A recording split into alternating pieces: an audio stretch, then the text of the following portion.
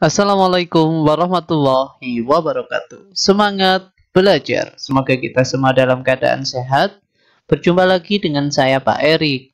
Hari ini kita akan belajar tema 8, lingkungan sahabat kita, subtema 3, usaha pelestarian lingkungan, mata pelajaran IPA tentang persyaratan air bersih dan cara menghemat air. Sebelum kita mulai belajar, agar apa yang kita pelajari bisa menjadi ilmu yang bermanfaat dan di setiap detiknya bisa menjadi pahala bagi kita semua, mari kita awali dengan membaca basmalah terlebih dahulu. Bismillahirrahmanirrahim. Oke, alhamdulillah. Tujuan pembelajaran pada pertemuan kita kali ini yaitu mengetahui tentang persyaratan air bersih dan cara menghemat air. Kita langsung ke materi. Air di bumi. 97% air yang menutupi bumi adalah air laut.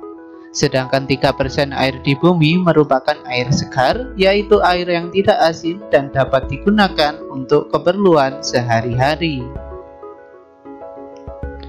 3 komponen air bersih. Persyaratan air bersih meliputi 3 komponen, yaitu persyaratan secara fisik, secara kimia, dan kandungan mikroba yang terdapat di dalamnya. Yang pertama, persyaratan secara fisik, yaitu tidak berwarna apapun, tidak berasa apapun, tidak berbau apapun, suhu antara 10 hingga 25 derajat Celcius, dan tidak meninggalkan endapan. Yang kedua, syarat kimiawi, yaitu tidak mengandung bahan kimiawi yang mengandung racun, tidak mengandung zat-zat kimiawi yang berlebihan, cukup yodium, pH atau derajat keasaman air antara 6,5 sampai 9,2. Untuk lebih tepatnya tentang derajat keasaman, kalian bisa amati gambar di samping. Air segar antara 6,5 sampai 9,2, itu adalah air yang terbaik. Yang ketiga, syarat mikrobiologi, yaitu tidak mengandung kuman-kuman penyakit seperti disentri, tifus, dan kolera. Syarat air bersih. Persyaratan air bersih berdasarkan kuantitas dan kualitas menurut Kementerian Kesehatan Republik Indonesia, yaitu yang pertama, aman dan higienis, baik dan layak, tersedia dalam jumlah yang cukup, mudah terjangkau oleh sebagian besar masyarakat. Sumber air.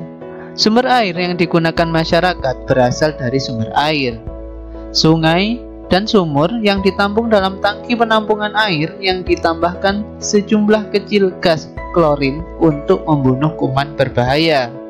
Selanjutnya, air dipompa melalui pipa bawah tanah menuju ke rumah-rumah penduduk. Air inilah yang digunakan untuk keperluan sehari-hari masyarakat.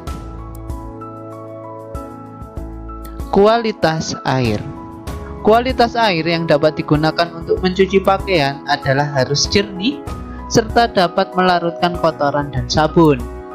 Ketika mencuci, sebaiknya tidak menggunakan air sada. Air sada yaitu air yang mempunyai kandungan mineral tinggi. Jika digunakan untuk melarutkan deterjen, air sada hanya sedikit menghasilkan busa. Akibatnya, kemampuan deterjen mengangkat noda pada pakaian akan berkurang. Mencuci pakaian dengan air sada juga akan mengakibatkan pakaian menjadi kusam. Kualitas air yang dapat digunakan untuk menyiram tanaman adalah air yang tidak mengandung zat kimia berbahaya bagi tanaman, misalnya air deterjen. Namun, kita dapat menggunakan air bekas mencuci bahan makanan atau air hujan untuk menyiram tanaman. Akibat dan solusi berkurangnya air. Akibat berkurangnya cadangan air tanah. Yang pertama, mengakibatkan banyak mata air kering. Sumur-sumur gali pun cepat kering pada musim kemarau. Penduduk di daerah pedesaan kesulitan mendapatkan air bersih untuk keperluan sehari-hari. Hasil panen pun jauh berkurang karena tanaman pangan kekeringan. Maka, tindakan yang dapat kita lakukan untuk membantu mengurangi krisis air bersih yaitu yang pertama, menghemat penggunaan air. Membuat lubang resapan. Lubang resapan berguna untuk menampung air hujan supaya terserap ke dalam tanah. Yang ketiga, menanam pohon supaya akar-akar pohon dapat menahan air di dalam tanah. Sebab akibat kurangnya air bersih. Faktor-faktor apa yang menyebabkan persediaan air bersih berkurang? Yaitu yang pertama, faktor polusi.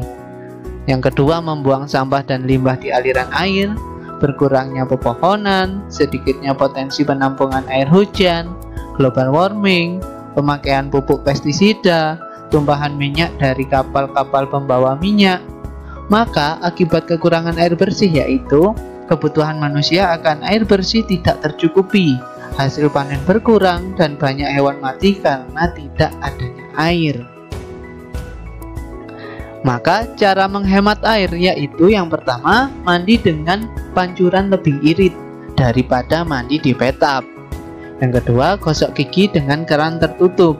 Bila membiarkan keran terbuka sepanjang 1 menit saja, artinya membuang 1 botol galon air bersih dalam sehari. Ketiga, membuat lubang biopori.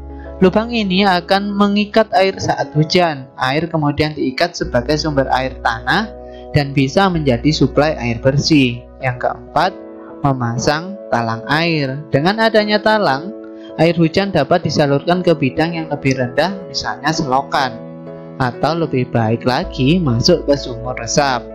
Yang kelima, mematikan air setelah mencuci tangan. Dan yang keenam, periksa kondisi sambungan antara pipa air dan keran air pada setiap titik saluran air di dalam rumah. Jika ada kebocoran, segera ambil langkah-langkah untuk mengatasi seperti menambal. Kesimpulan pada pembelajaran kita kali ini yaitu 97% air yang menutupi bumi adalah air laut.